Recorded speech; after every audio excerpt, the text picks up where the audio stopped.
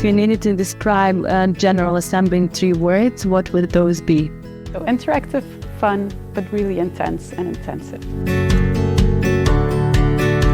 At the end of the General Assembly, I actually feel quite happy about the way it worked.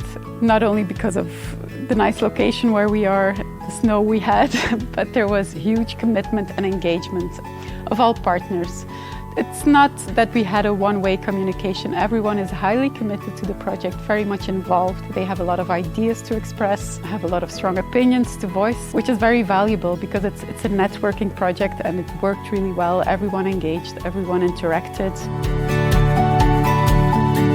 So it's nice to see there's so much enthusiasm and energy in this network. Everyone was kind of ready to keep going and to now really start off the activities with the advisors, etc. So that will be really valuable.